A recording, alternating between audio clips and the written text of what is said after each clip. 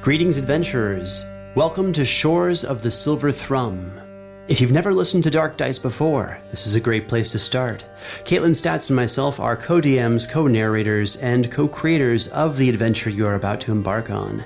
If you've never played or heard of Dungeons & Dragons before, that's great. You only need to enjoy our story, as we have gone quite far out of our way to remove most of the references to the fact that this was originally played as an improvised game.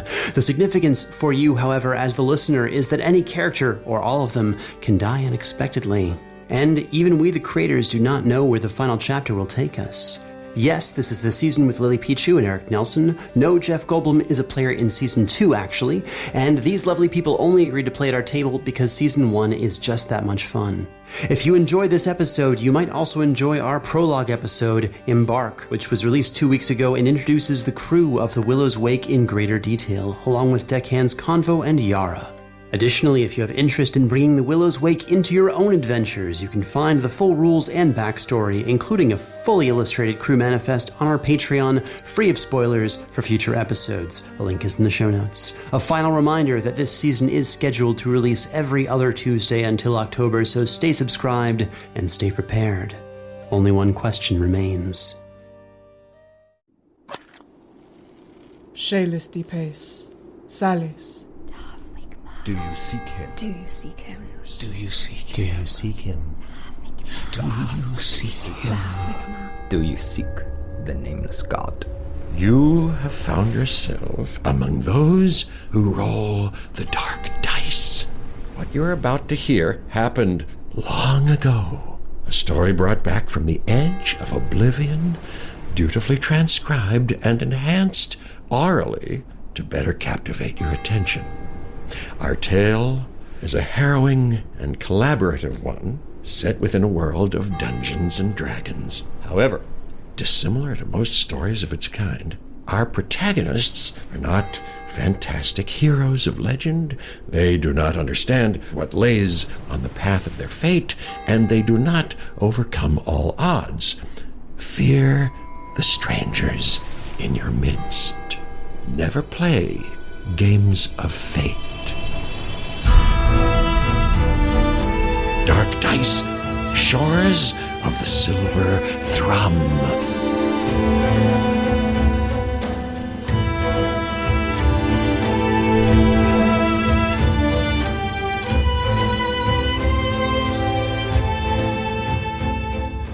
Chapter 1.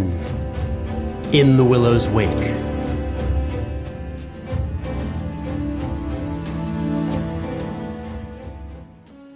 The city of Embergrad was small, run down, and mud-strewn. Every breath smelled of fish and tidewater. Its nicest feature, surely, would be to watch the city vanish on the horizon. A group of 5 travelers stood at the end of a long dock, one of many. They had been led there by an overworked halfling employee of the Farhaller Company, the company with which they had all separately booked passage. With a point and a nod toward the ship docked before them, papers were signed, the crew was readied, and the guests had arrived. After placing a small board of wood and paper on a nearby crate, the halfling turned, and with a practiced bow took her leave. The travelers now rested in the captain's charge. Rocking against the gentle waves, creaking with every soft toss to and fro, a spot-rusted, well-worn wooden galleon waited. Its name had once been etched into a placard on its portside hull, which shone like silver in reflecting sea light. But that placard had long since sunk beneath the waves. Now only flaking paint gently outlined the Willow's Wake. Stepping aboard the deck, the creaking seemed to lessen, but only because the ringing of the rigging and the fluttering of luffing sails filled the sea-thick air. A sturdy man, dressed in salt-splattered blue-dyed leathers, walked out to the deck. He nodded in greeting, then scratched the white scruff of his short beard. Now older than most who still braved the icy and wild waters, he was sure in his sea legs, even as the Willow's Wake gently arched with every wave. With wrinkled eyes, the man peered back over his shoulder to the docks beyond, then gently smiled as he turned his attention to the group. You must be our passage guest, then. He scanned the documents, flipping between the pages quickly with pursed lips and a knotted brow. Right. Welcome aboard the Willow's Wake, a Farhaller Company vessel. I'm Captain Victor Gelmain, and we'll be embarking shortly on the half-month journey to Winterport. I don't mean to call you out, but would just like to verify that we have everyone. Let's start with you, sir. I've never seen an orc with horns. Surely you must be Ajay. Yes, that would be me. My name is Jasper William Cartwright. I'm a professional actor from England who you may know from shows like Three Black Halflings, Not Another D&D Podcast, or many, many others that are out there. There's quite a few, honestly. And here, among those who roll the dark dice, I'll be playing the role of the half-orc warlock, Ajay Ogun. Ajay stands very tall with these big elk-like horns stretching out from the side of his head. He wears some roughly shorn leather armor with a semicircle metal breastplate on his chest, which seems to be inscribed with runes and symbols. He has a big, heavy traveler's cloak on, and he's clearly hunching his shoulders and trying not to extend to his full height, aware of how intimidating he might come across to those he's meeting. He simply extends out a hand to shake with the captain and smiles at him. A pleasure to meet you, then. My crew will take your... You know, it doesn't appear as though you have any luggage. I keep all of my personal belongings on me. No worries. Thank you, friend. Well then, you, sir, the Burrowfolk halfling. You must be Mr. Nimble Remble Troutspine, was it? Oh, it's Trout Spine Trout, but you can just call me Nimbo. Captain. Sir? Anyway, I think it's easy enough, but it's not the most common name for big folk like you, so just Nimbo, please, and thank you. Hello, I am Danilo Battistini, a localization voiceover actor, sound designer, and audio drama producer from Brazil, and I'm playing Nimbo.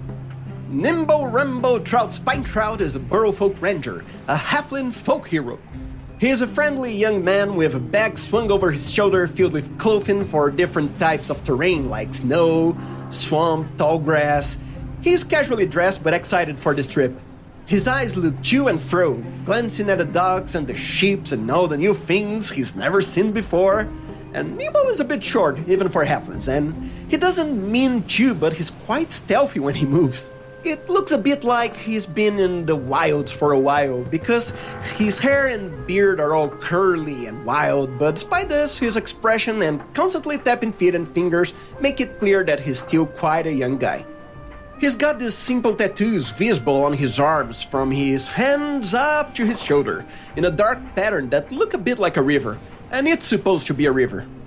In fact, there's also a small vial of water from his home on the Shade Hill River that is occasionally visible on a necklace he's wearing under his shirt. He has never been this far from home, so he's very excited, talking a bunch whenever there's a moment of silence, and he's barely concentrating on what the captain's saying as he pats his buddies Vind and Ajay on the back of the legs and whispers. Hey, guys, Vind, Ajay, this boat is larger than half my village. How could no things like this exist? Just wait till you see the inside. Thank you, Mr. Nimble. Now, it's always a pleasure to have someone from the capital on board as well. Would love to hear some updates from the city. Lady V? Yes. Don't call me V, by the way. Call me Viviana. I am Lily Pichu. I am a YouTuber, streamer, voice actress. I'll be playing a tiefling rogue named Viviana Bloodchamber.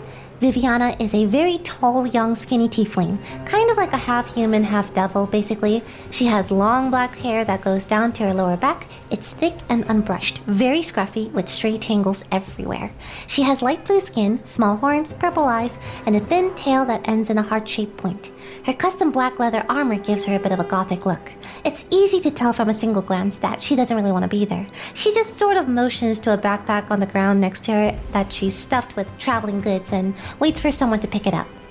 With an almost invisible nod from the captain, an older half-orc deckhand moved to pick up her pack, which was surprisingly heavy. Noted, and sorry for the confusion, Lady Viviana.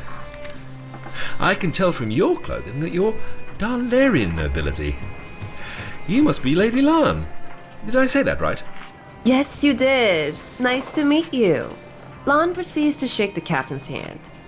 I am Sophie Yang, a voice actor from Taiwan who you might know from The White Vault or Vast Horizon. And for this campaign, I have the pleasure of playing the human bard known as Lan Qiu. Lan is a human with dark hair, Asian features like my own, and she's dressed in high-quality qipao, which is to say, well-embroidered, formal wear with beautifully stitched designs of the sun, mountains, and flowers. And she holds herself in a way that it's clear that she feels like she's the center of every situation, and she has the charisma to back it up most of the time. Even from the walk to the ship from the docks, it's clear that she's well-mannered, cultured, and a part of upper society. It just happens that the home her society belongs to, the Laria, was destroyed a few hundred years ago. Lan oftentimes mumbles poetry, or at least it sounds like she is, but those who speak Shan Dalarian will understand that she's actually just cursing most of the time. We thought you were telling us nice things. And sometimes that may be true. Well, she carries well-crafted daggers and has just taken a home remedy she believes will prevent her from getting seasick while glancing at the luggage beside her, which contains a change of clothing and a few things that'll make her cabin feel more like home. Some things from the homeland she's never seen. Ah, lovely. We'll have those taken to your room shortly, Lady Lan. Then that just leaves Sir Greyview of the Shade Elves. Do I have that right? Hello, Captain. I am Eric Nelson, a TV actor. And the youngest Emmy Award-winning actor ever. Don't forget. That too. And today I am playing the lovely, handsome, but not particularly intelligent, roguish elf, Vind Greyview. Before he opens his mouth, you get the idea that beneath those golden locks and deep blue-green eyes is a leader that you can trust. A hero of his people. After he opens his mouth, well, Vind has a really impressive scar over his left eye, a water flask carved from an owlbear claw slung to his hip, and armor crafted from shade steel leaves, which fit like a second layer of muscle that augment his own athletically fit body. He wears a beautiful green cloak and long-sleeved tunic, which could only have been sewn by the finest elven craftsmen. While throwing javelins are slung behind his shoulder, he uses a very elaborate, almost magical-looking spear with a gem in the middle as a walking stick. It's clear that the spear is important to him, and as this rugged hero stands tall, looking from his traveling companions to the captain, he takes a breath. And then our lovely Vind opens his mouth and stumbles a bit because it seems like he's more of a hunter than someone used to introducing himself. Yes, you have that right. I'm Vind Greyview, the leader of the Shade Elves from the Blackstone Forest and the Blackstone Triad. We are a clan of around 270 elves, which are under my leadership at the moment, and not too many. So please, no sir needed. You can call me Vind. And it's very nice to meet you, Captain Gelmain. I look forward to the journey. Well met all. Neldich willing, it will be an uneventful journey. Speaking of which, we will need to head out rather quickly. First to the Sunken Bulwark. It's about a 5 days journey, and once we arrive, we'll be docked there for a full day. With any luck, we'll make it in time for the observance of last light. The captain glanced over his shoulder to a tall man, indicating that time and perhaps the tides were running out. When the captain returned his gaze to the guests in front of him, he appeared nervous, thought-struck. And once we've given to the Sunken One, we'll be on our way to Winterport. It'll be about 2 weeks' journey to the Sunken Bulwark. From? The first mate corrected, a side smile on his sun-worn face. From the Sunken Bulwark. Thank you, Liz. I apologize. Your arrival was delayed, but our departure cannot be. So, if you have any further questions, I'll leave you in the capable hands of second mate Arv Mitov on the deck. Deckhands Convo and Yelena here will carry your belongings. Please introduce yourselves. And as the captain turned on his heels, he called various crew members to swift action. The tattooed half-orc who had taken Lady Viviana's bags had returned and moved to introduce himself. Right away, boss. Not a problem. Hi, I'm Enrique Perez, a friend of Travis and Caitlin's living in Spain. And today I'm playing a half-orc fighter named Convo. Convo's an older half-orc, middle-aged with graying dreads and a beard. He's covered arm-to-arm in runic tattoos, and he's got a tall stature and darker tan skin. but you can't see much of it because he's almost completely covered in colored tattoos. He's muscular, but he's got a bit of a beer belly because he let himself go roughly 5 years ago. He's still physically imposing, though he tries to look as friendly as he can with his posture and gestures. He isn't used to talking with fancy folk, so he sort of musters up the courage for a cool guy nod. Greetings, everybody. My name is Convo. This is Yelena. A dark-haired human woman standing next to him spoke up. Hi, I'm Yelena. We work here aboard the Willow's Wake as deckhands. We'll be helping you with your, stuff, I guess. If you could nicely point out to what shit you need getting hauled aboard, so we can get going. It's stuff, not shit. Damn. I would appreciate it if my things were never referred to as shit. Thank you. Sorry. Take these to my cabin. Anyone else? You can take my backpack too. I'll get that. Heavy thing. Well, I'm not sure I have anything. Nimble scratched his beard, oblivious to the pack he carried. I mean, you have a pretty big bag slung over your shoulder there. Huh? Are you sure you don't need any help? Oh, it's for me. Oh, sorry. No. It's just clothes. It's very light. Don't worry. I have some traveling gear and would absolutely welcome a hand with it. Got it. Let's get moving, if you would. Could I give you a hand, perhaps? Ajay addressed Convo from a similar height. The older half-orc felt an unexpected familiarity and kindness in Ajay's words. Convo, unaccustomed to unfamiliar niceties, was unsure how to register his emotions and did his best to brush away the interaction quickly. Nope, I think I got it. That's why I'm here. These are the guests. And? Convo led the guests toward a halfling woman on deck, who was rapidly coiling ropes as they were tossed up from the docks below. Captain said you'd show them around. Can you give me like 2 minutes? You know what? Yara, why don't you take a sec to introduce yourself? The halfling woman pointed to a man who appeared to be another of the ship's deckhands, a bearded human with a dark owl perched on one shoulder. Yes, ma'am. Hello, my name is Florian Seidler. I am a father, a German language tutor, and an occasional theater actor from Berlin. And I will be playing a human rogue named Jare Driftwood. Jare normally wears tattered-looking clothing, but today he's been instructed to wear something a little bit nicer, something that will keep him warm and a bit more professional than normal. He sports a well-trimmed beard, long hair that he keeps tied in a man bun, pinned together with elements of a lockpick set, which none of you will realize, but I figure others would appreciate.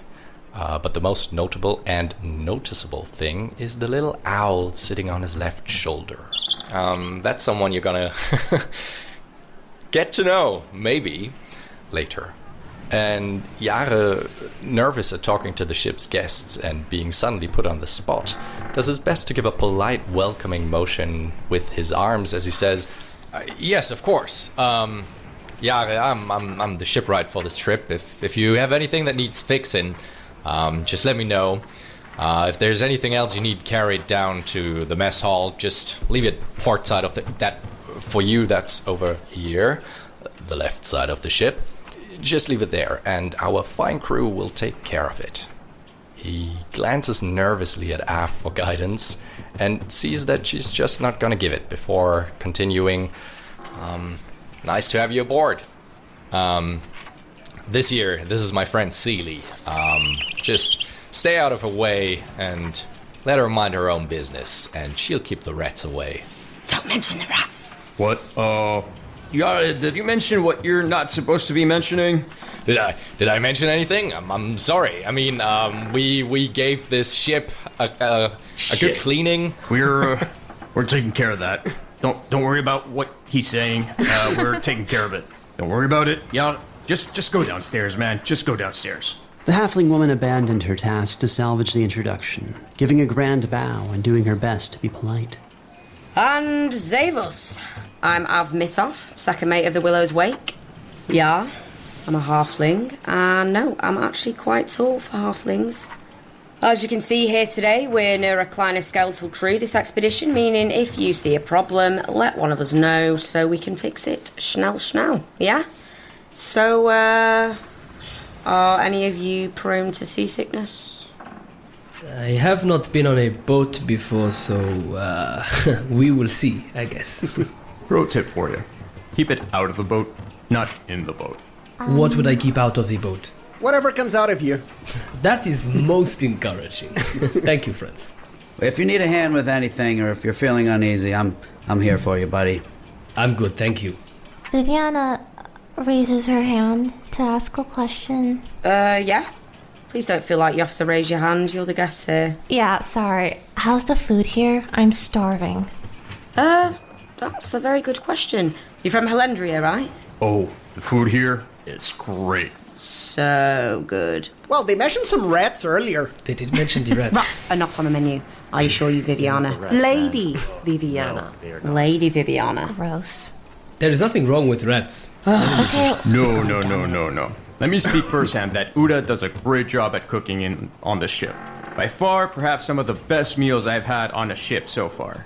Or on land. Okay. A real talent with a knife. The cooking kind. And he's old, so you know you can trust him. What? I'm not that old. What about Linson? He's maybe over 100. It hasn't even been 5 minutes. Great. So the food is or is not edible. So we'll get you sorted right away with some food as we get your stuff put away. Combo, Yelena, coffee bitte und schnell, ja? Schnell, boss. I'll do a quick introduction and tour, and then we'll get you some food by the time we leave the harbour. Second mate Av Mitov pointed at various crew members all working under setting sun and rolling sweat to get the ship off the docks and out to the open sea. It was winter, and days had grown even shorter, though the work remained as heavy as ever. Among the crew, the human man the captain had spoken with earlier was now shouting orders across the ship. Yelling at deckhands Linton and Becker, the dwarf and tiefling respectively, is Mr. Mason Lurs, our first mate. You met Cap? The captain, Captain Gelmain. Good man. Now, over there's our sea sorcerer, Myra Gallisk. They're around, so we've always got wind in our sails. At the helm there, Navigator Looper, and the orc bringing the coffee there, yep.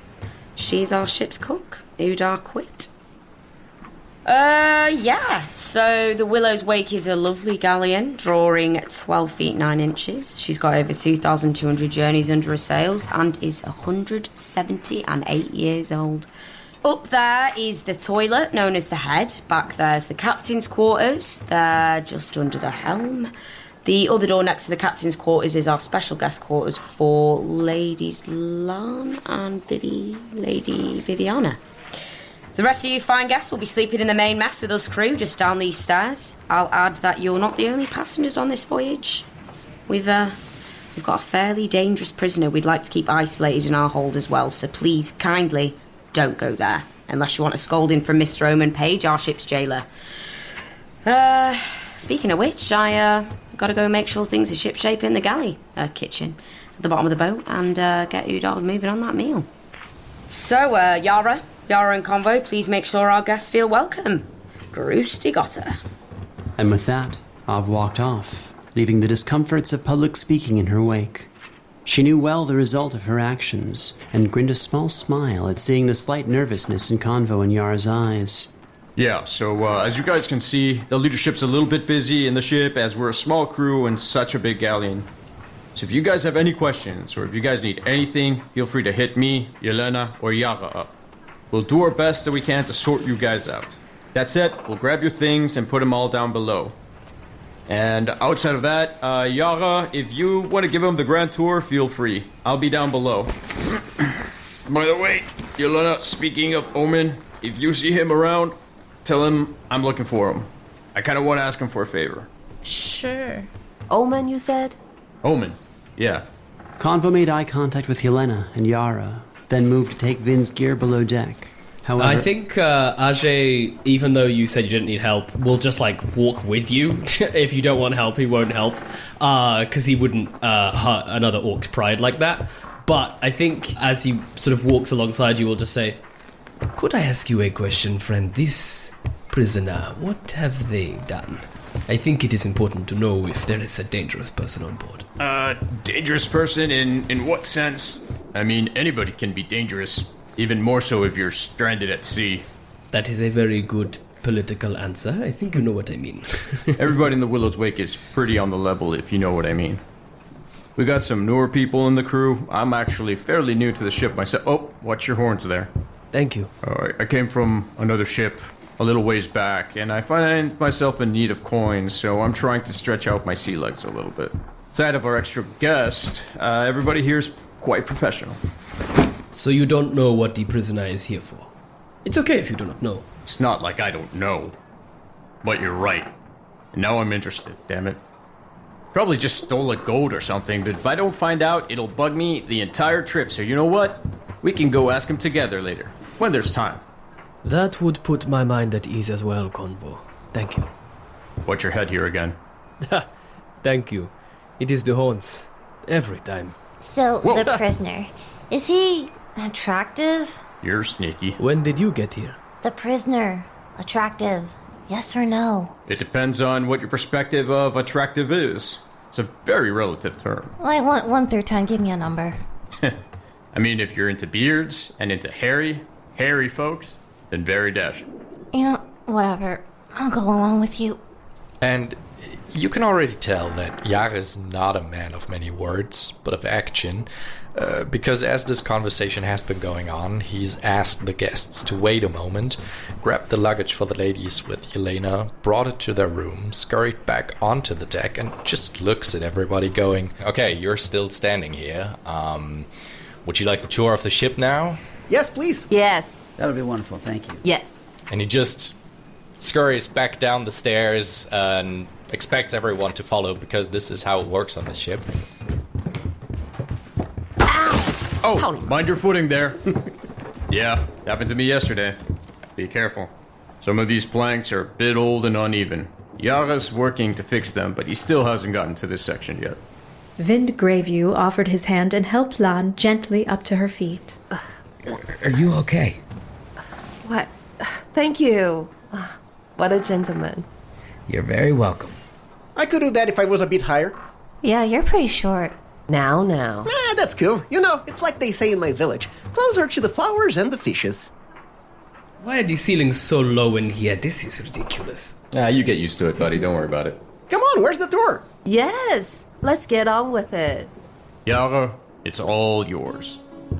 There was a constant noise aboard the Willow, the hum of people working, the air hitting the unfurling sails, the ropes and rungs in a constant dance, and below deck the creaking mismatched wood and grinding of rusted nails over the gentle slosh of the soft waves passing by. The ship had seen better years, perhaps better centuries, and though it might not have been the luxury vessel some of the adventurers had expected, it felt safe. Surely a ship this old had weathered many storms and survived with its masts intact. I think you see Ajay is flatly refusing to do anything with these antler horns. He's just bending down as low as he can possibly get, even though it is genuinely so difficult because they probably add another 1.5 feet onto his already 7-foot frame. So navigating the lower decks of the ship is an actual challenge for Ajay. Yara, taking mental notes of rusty nails and uneven patches of floor, prepared to give his grand tour. This is the lower deck. I guess this is where most of you will be sleeping. This is where we are sleeping. You can see some cozy hammocks over there. I guess as long as we're working, you're welcome, you're free to use them. I wouldn't use the second one from the left because I'm not to mention too much about these hammocks as well, I guess, but feel free to use them. Relax over there. This might be the most important piece. This is our book. So if you ever have any downtime here on ship, feel free to read it. It's a collection of tales, but please don't spoil the endings. I haven't gotten through them all yet. Over there as well, there is a little chess table, should you be willing to play. Not all the original pieces, but what we've substituted works just fine. Just don't play Omen. Don't. Over there, that's the door that'll take you to the cargo hold. I don't think any of you have any business in there, but should you find yourself in there, it's pretty dark. Please, just don't go in there. Further down, you can see the hatch over there. Beneath the hatch is a ladder which goes to the kitchen. The door to the galley thundered with a heavy knock. Its iron handle creaked but did not open. Perfect timing. Someone gotta open the door. I have the food, so open the door or stay hungry. Hello? I can hear you. Oh, I think we need to open the door. Oh, hold on, Uda. Oh, sorry about that. Do you want any help carrying that? Convo, you can grab all the bowls. I think we have... Actually, maybe a cup too. We don't have enough bowls. From the hatch below, a second very large half-orc appeared.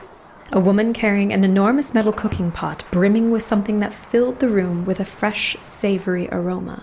Some kind of fish with perhaps lemongrass? The aroma felt very light, even stuck out on the open water. Uda put down the large pot in the middle of the long table and stirred the contents about several times with a long wooden spoon. I got it. Uda, by the way, can I steal some burnt charcoal from you, if you don't mind, from your fire? Yeah, it's burnt. Doesn't do me any good anymore. Oh, thanks. Appreciate it. Convo rushed down the stairs, took one of the longer, narrower coals from the fire, and then brought up a pile of bowls, cutlery, and a cup from the galley in a unique balancing act. I'm happy to give you a hand if you need it. It's all right. I'm the service. You're the people that pay for the entertainment. Go ahead. No worries. Take a seat. I'm just grateful for the ride. So I'm here to help as much as you if I can. There was certainly no pomp or circumstance as Uda served the food, which, despite its pleasant aroma, visually embodied the fearful slop which many had expected to eat on such a vessel. Uda took a large wooden spoon of the milky green cream, slapped it into the bowl, and slid bowls towards her guests before filling the next in kind. First come, first serve. You can all divvy seconds however you'd like. I don't have time. But no one goes hungry on my watch. Next thing cooking is pork. Takes me way too long and I gotta keep my eye on it. She looked at her cooking pot one last time before dipping the empty cup into it, and taking a swig of the stew before descending back down into the warm depths of the galley. I'm not sure how exactly things work here, so that means I can eat? Yeah, whatever. That seems like some fish I've never seen before. Oh. Viviana immediately picks up a bowl and takes a bite and makes a very disgruntled face and puts it back down. I think I'm good. Is everything okay with your food, Viviana? No, it tastes bad to me. I think I'm just not gonna eat. You are not going to eat the whole time. Well, no, obviously, if I'm hungry, I'm going to eat. But this is not good, so I'm not gonna eat right now. This is amazing! I've never tasted fish like this before! Right, Nimble Memble?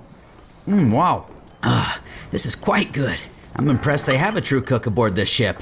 Reminds me of Shade River trout. The chef back at home made such better food. You know what? My family back home, folks, call us trout spine trout because there are many trouts in the Shady River. The Shade River folk, No one asked. Literally no one asked. Oh. I mean, well. They are fish, lots of fish, and you like trouts. Got it. And Nimbo keeps eating. Silent. Oh no. Yeah, if you like the fish, wait till Uda takes out the pork. That's gonna be amazing. Everything she cooks out here is like magic. Lon takes a sip and says, very good. Reminds me of my homeland. Very, very good. Guys, join in. And she just takes in she slurps up the inside of the bowl since none of us have eaten for a while. Like, very good. Very good. So tasty. And just at least tries to persuade Lady Vivian to join in. You know that in the Bright Vale, there are starving children who would love to eat something like this? think Ajay just does the whole bowl in one go. Just pours it without even chewing down his mouth, like down his gullet. Just Viviana looks at everyone eating it with such happiness, with disgust in her eyes, and just sits there quietly.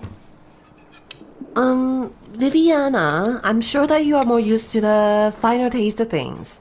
These kinds of peasantry-style dishes do not please you so well, can I assume? Yeah, you'd be right. The chef back at home made such better food. This is like... I don't even know. How could you eat this?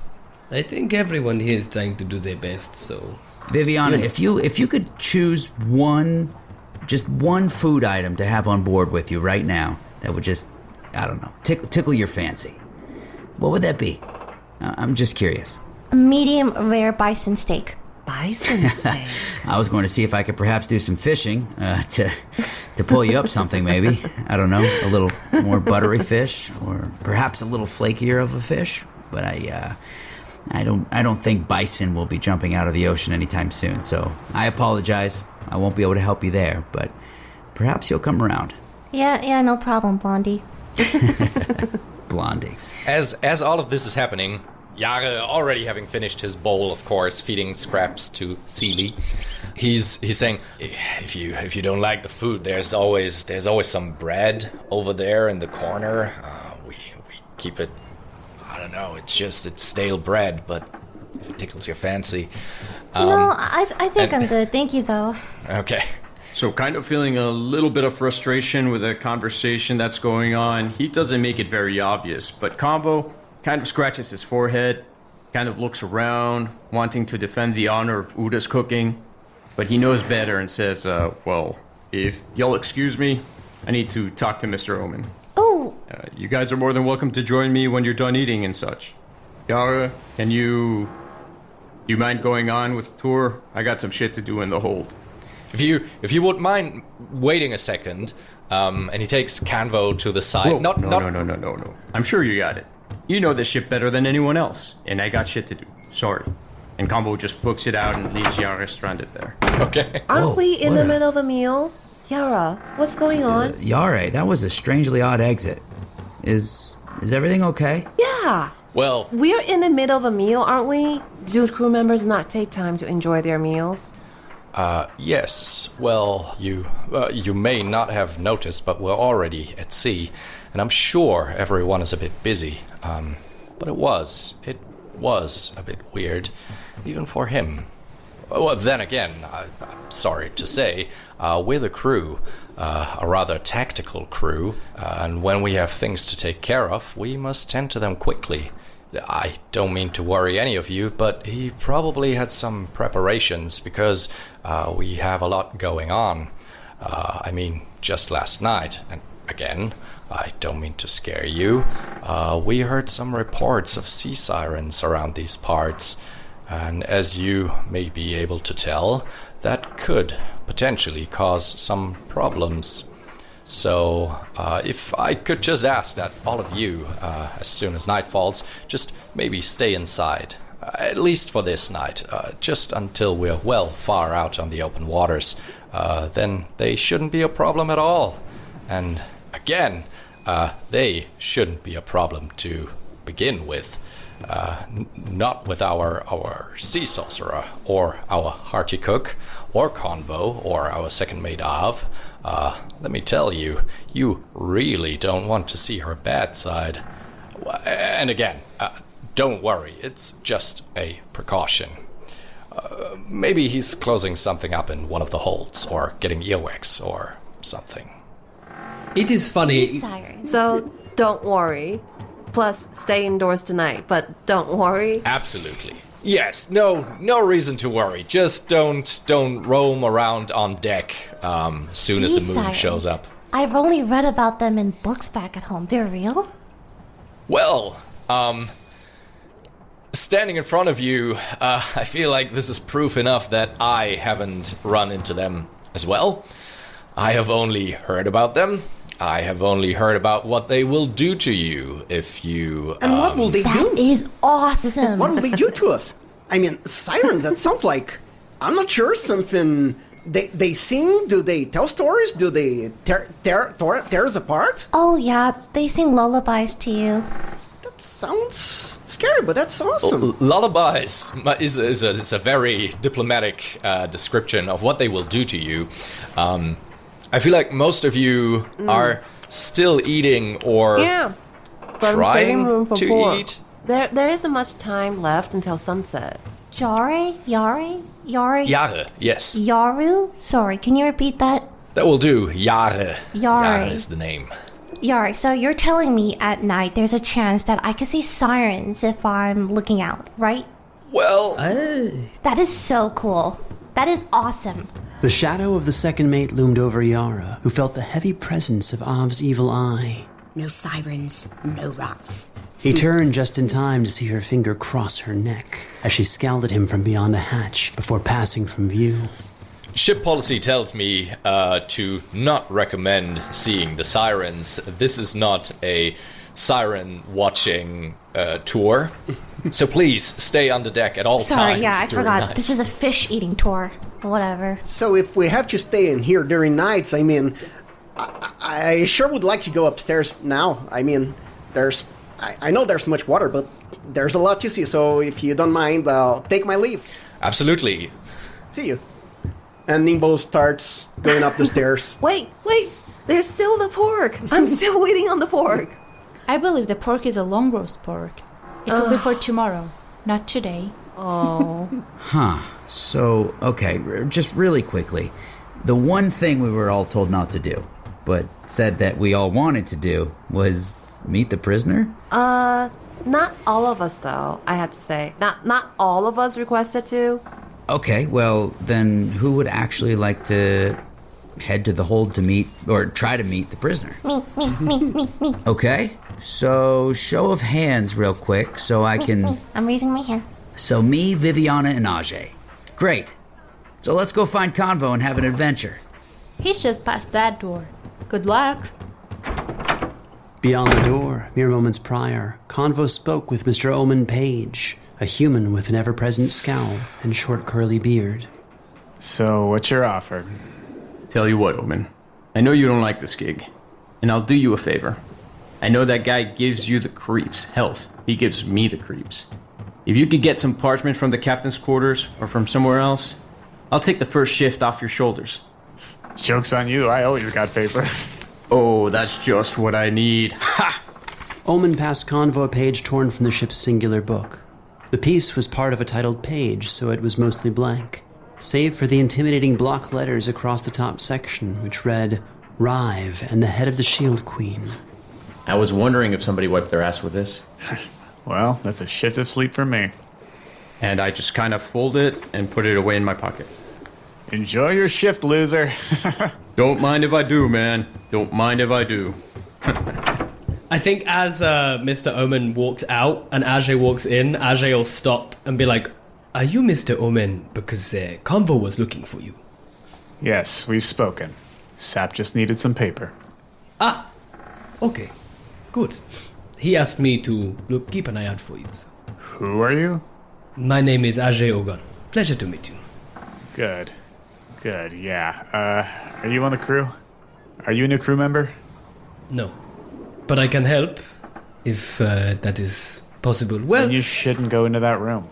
The hold's off limits. Omen, I got it. Don't worry. I'll take care of it. I talked to the boss. It's all good. Omen pulled out a carved oak pipe, well oiled from regular use, from somewhere on his person. He snuck a rolled ball of green inside the bowl end and disinterestedly shrugged at Convo. Well, I'm off shift, so you're in luck. I don't care. Well, welcome. Come over here, and we'll make this quick. Obviously, you guys are not supposed to be here.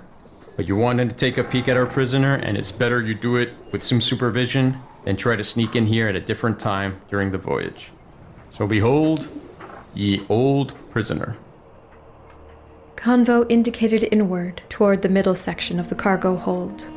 A dark, windowless room, lined on both sides with crates and barrels stacked atop one another, lashed with nets to keep them strapped and secured to the walls. The center of the room was lined with sand and large clay jars marked with symbols, which presumably indicated their contents and quantity. Above, a sizable iron grate separated the deck from the dark below. On the portside wall, bolted to the floor, Convo indicated to a large steel cage, inside which a massive creature of feathers, fur, and claws lurked.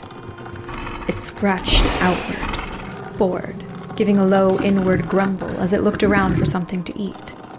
It seemed to reach for a bucket nearby, but just out of its reach, filled with the carcasses of dead weasels.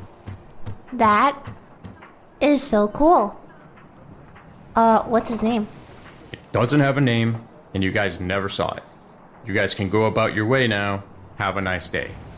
Oh, I'm gonna name him Fluffy. Hi there. He is now Fluffy. Please go before he gets everybody in trouble. Actually, I'm pretty sure she's a she. I didn't tell you guys this before, but this scar.